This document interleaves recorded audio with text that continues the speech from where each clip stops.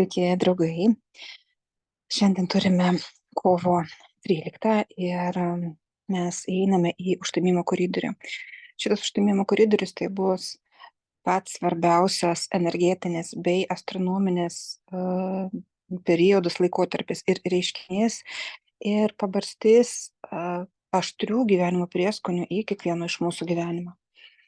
Tai be jokio perdėjimo pats svarbiausias ir intensyviausias, galbūt netgi fatališkas laikotarpis kiekviename iš mūsų gyvenime ir globaliai, nes susijungia viename taške arba tame 2 savaičių periode susijungia labai reti reiškiniai ir karminiai, kurie gali mus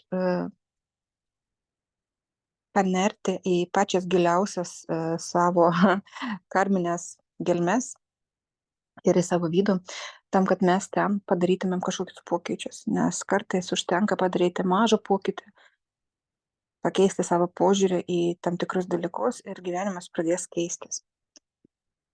Apie šitus aštrius prieskonius to aš papasakosiu, nes svarbu žinoti ir kaip reaguoti, ką daryti, ko nedaryti ir kaip savo padėti. Nes, žinot, aštrus prieskoniai, kai mes, pavyzdžiui, sergame, mes valgome daugiau aštrių dalykų, galbūt česnako, čili, nes čili panaikina irgi tam tikrus mikrobus ir vidinius parazitus. Tai būtent tai, kas dabar vyks, padės mums, jeigu mes tik tai to norėsime, jeigu mes neišspjausime šito čili prieskonių, tai padės mums panaikinti mūsų vidinius energetinius parazitus, iškeliant juos, padarant juos matomus mums. Ir čia jau viskas priklauso nuo mūsų reakcijos, kaip mes reaguojame, ar mes uždarome akis ir nenorime žiūrėti, kad taip, galbūt mes turime viduje kažkokių tai parazituojančių programų. Ar mes uždarome į tai akis ir paliekame taip, kaip yra, ar mes paimame ir paklausime savęs, kodėl, o kaip aš įsileidau į savo gyvenimą šitą parazitą, šitą parazituojančią programą, šitą reaguojančią destruktyvę programą ir kaip aš sukuriu karmą. Nes karma tai labai toks paprastas reiškinys, tai yra atoveiksmis į mūsų ankstesnius veiksmus. Ar tie veiksmai buvo ekologiški, tada mums grįš irgi ekologiškumas atgal į mūsų gyvenimą, ekologiškumas, harmonija ir balansas, arba grįž disharmonija. Vat. Ir jeigu yra dabar disharmonija, disbalansas, problemų pavydalu, reikia daryti veiksmą, nes be veiksmo, be pasižiūrėjimo į ten, nieko nepasikeis. Tik tai mes tą pamoką nusinešime vėl į kitą etapą. O dabar toks etapas, kai mes pereiname į kitą epochą, į kitą netgi mėnulio ciklą, mėnulio metus, tai bus irgi kovo pabaigoje, bet dabar turbūt apie viską iš eilės, apie tuos reiškinius astronominius ir energetinius, kurie mūsų laukia. Taigi, 14 kovo ryte mes turėsime pilną mėnulio užtemimą. Jisai nesimatys greičiausiai Lietuvoje, bet matysis vakarų Europoje ir Amerikoje labiau. Ir aišku, ten, kur jis labiausiai yra matomas, ten ir poveikis yra didžiausias. Todėl iš tikrųjų galbūt ir gerai, kad mes jo nematysime. Reiškinys gražus, bet ir jo pasiekmes fatališkiausias tame toje erdvėje, kur jisai yra matomas, nes ten tarytum dingsta šviesa, laikinai dingsta šviesa ir pasineriama į tamsą. Todėl ganėtinai iš tikrųjų reiktų mums džiaugtis, kad jisai net ir nematomas Lietuvoje. Bet vis tiek tie pokyčiai globalūs palies kiekvieną individualiai ir būtent ir globaliai, globalią bendruomenę ir globaliu mastu. Nes, taigi įeiname į pilną mėnulio užtemimą, tai dar bus ir pilnatis. Pilnatis visą laiką yra toks padidinto emocionalumo laikotarpis, tai emocijos ima viršų, netgi daktarai neoperuoja planuoja neturėti operacijų, nes kraujas, sakykime, sunku buvo sustabdyti kraują, pakyla vanduo, viskas iškyla į paviršių, taip pat ir mūsų emocijos. Todėl reikia žiūrėti, neįsivelti į konfliktą. Dar kaip pilnatis yra su užtemimu, pilnų mėnulių užtemimu, tai emocijos gali tikrai paimti viršų. Todėl reikia suvokti patiems, kad ir kitos žmonės irgi veikia pilnatis ir neįsivelti į konfliktus. Išlikti tokiame blaivume, emocijų blaivume ir sąmoningume. Ne? Nes taip ant emocijų konfliktas gali kilti greitai, bet po to jį užglaistyti gali tekti ir pasistengti tikrai žymiai ilgiau. Dar turime, maža to, kad turime užtemimo koridorių. Užtemimo koridorius visą laiką prasideda vienu užtemimu ir baigėsi kitu. Tai užtemimo koridorius baigėsi saulės užtemimu.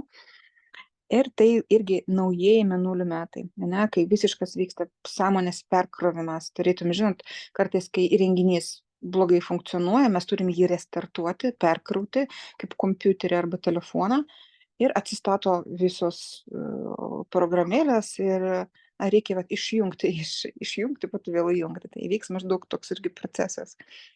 Todėl reikia iki 29, kol mes išeisim iš saulės, iš užtemimo koridorius, reiktų kuo daugiau padirbėti, kad mes persikrautumėme, atsinaujinę, ir tas pozityvumo įneštų, ta perkrova įneštų mūsų gyvenimą tikrai pozityvumo ir pozityvius pokyčius į gerą. Taip pat turime retrogradinį Merkurijų, kuris atsakingas už komunikaciją, technologijas, keliones, ryšius. Nes vis tiek viskas ateina mūsų gyvenime per ryšius, per komunikaciją, per savyraišką. Todėl dabar irgi toks metas, kai galbūt kai kurios naujus projektus pastatyti ant stop mygtuko ir pabaigti tai, kas sena, ir padirbėti daugiau su savo vidumi. Ne? Nes, kaip sakė vienas garsus rašytojas, dabar neprisimenu pavardės, bet jis turi knygas, kurios tapo irgi bestselleriais, jie paklausė, jeigu tu turėtum 8 valandas ir per 8 valandas tau reikėtų iškirsti daug medžių, kaip tu turėdamas kūjį arba kirvį, kaip tu racionaliausiai paskirstytum savo laiką. Jis pasakė, aš 7 valandas galasčiau kirvį.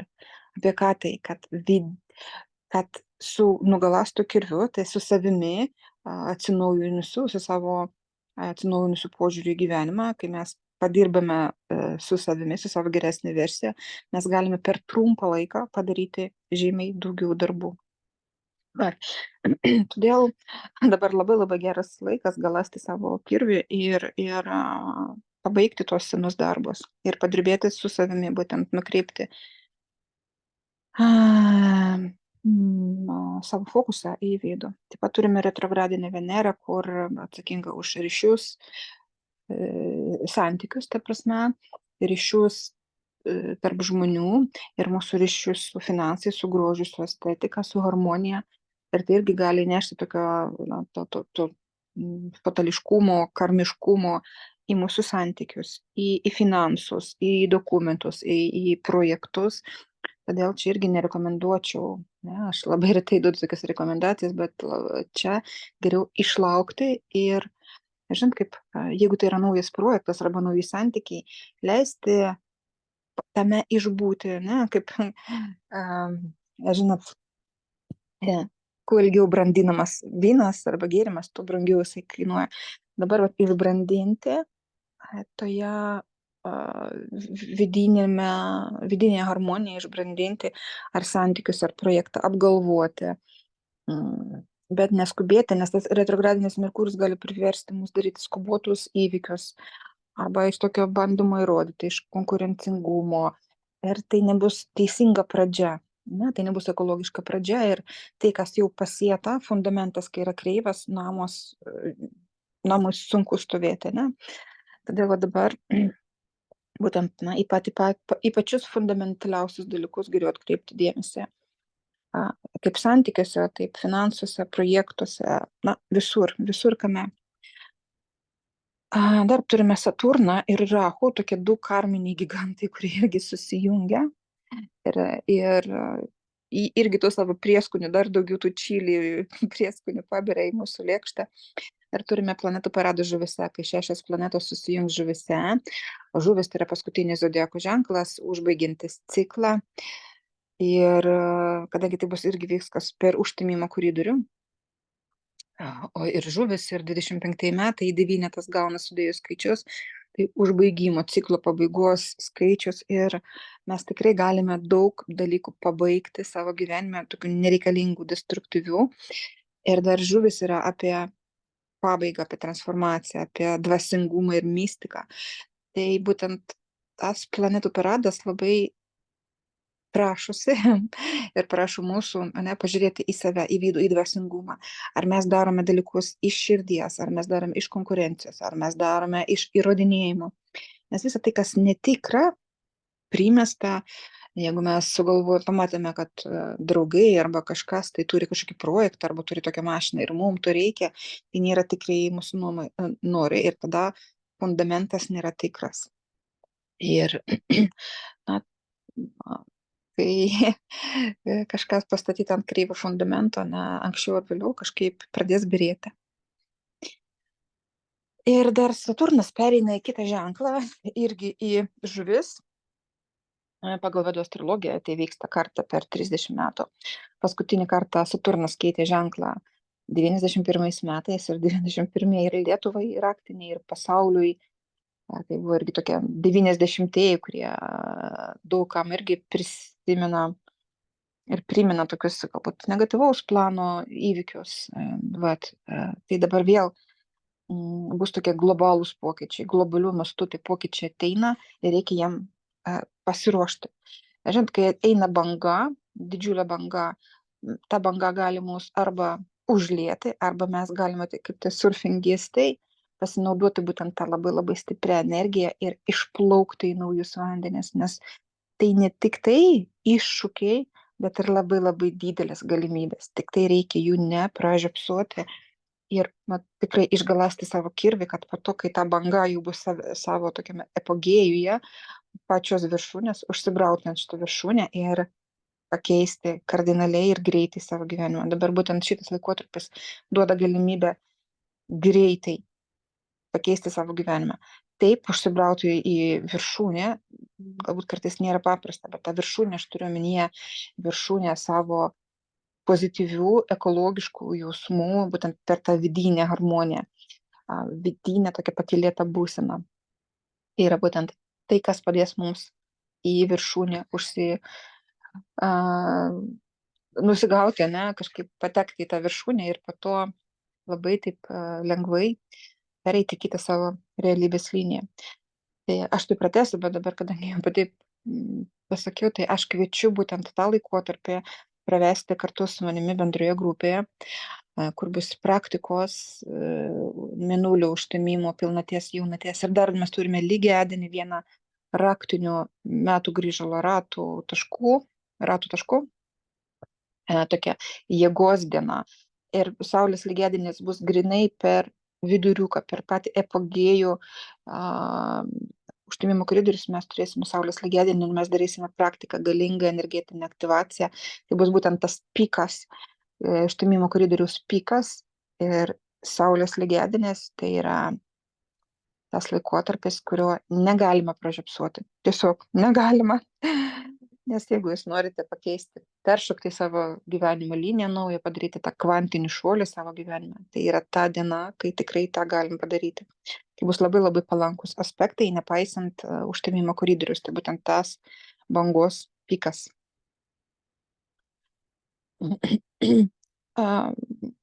Dabar labai svarbu paleisti seną, valyti savo karmą.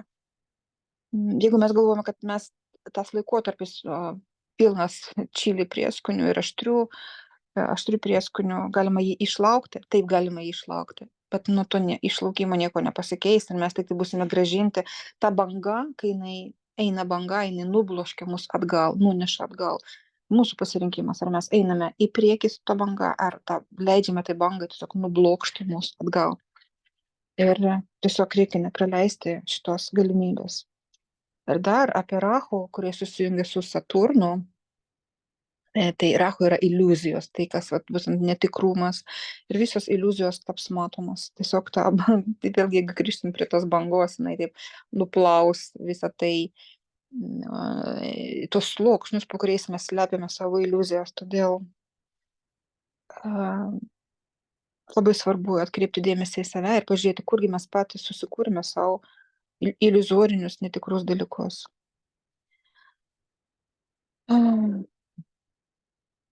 Ir mūsų siela trokšta evoliucijos, gyventi, vystytis.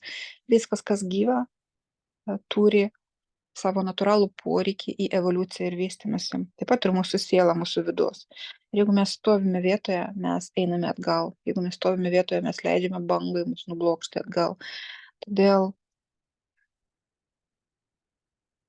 kiekvieną akimirką pagalvokite, ar aš dabar einu į priekį, ar aš esu blaškomas atgal, ar aš esu teisingame kelyje, ar aš esu tikrame kelyje, ar aš esu iliuzorinėme kelyje. Ir ar tai yra mano tikrieji norai. Bet visą tai mes gvildensime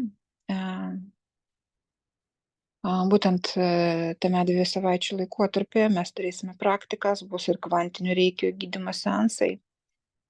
Tai kviečiu jūs prisijungti. Ir mes eisime, žengsime šitą žingsnį kartu. Ir būtent veiks dar grupės dinamika. Grupės dinamikoje yra žymiai lengviau padaryti veiksmus, kai tu esi palaikomas bendraminčių komandos, kompanijos. Ir tada mūsų dar jėgos susijungia. Ir kai mes darome žingsnį kartu, įsijungia žymiai stipresnė jėga, kuri dar labiau paskatina pokyčius. Tiesiog paklauskite savęs, turbūt pagrindinio klausimo, jeigu jūs ir neteisite į praktikas, ne, paklauskite savęs per tą laikotarpį ir šiandien, ne, ką aš pasirenku, ar aš gyvenu savo gyvenimą ir aš esu savo gyvenimo režisierius, ar aš esu savo gyvenime, savo pačio gyvenime stebėtojas, ar tik tai aktorius ir kelinto plano aš esu aktorius, ar aš atlieku savo gyvenime pagrindinį rolę, ar kažkokią antrą eilę, ar dar trečią eilę. Kokioje vietoje aš statau save, ar aš myliu save lygiai tiek pat, kaip aš myliu kitus, ar aš nesiaukoju, ar aš savo gyvenimo dovaną naudoju savo. Tai yra pagrindinis klausimas, į kurį jūs turėtumėte savo atsakyti. Ir jeigu pasirodys taip, kad tą gyvenimo dovaną jūs dovanojate kitiems, žinot, čia kaip gėlė duota yra jums, o jūs leidžiate gėlę nuskinti kitiems ir pastatyti savo namuose, kad jinai žydėtų ir kvepėtų pas kitus. Bet ar jūsų gyvenimo gėlė žydi jūsų namuose? Ir ar jūs grožitės tą gėlę, ar tą gėlę grožisi kiti ir leidžia ją skinti ir pasiimti savo. Aš jūs apkabinu, linkiu tikrai maksimaliai švelnių transformacijų ir energijos išpakavimo ir iki susitikimo kitose video ir praktikose. Apkabinu ir bučiuoju. Siunčiu šiltą oro, švelnių energijų bučinį kiekvienam iš jūsų, kuris klauso šito video. Ate.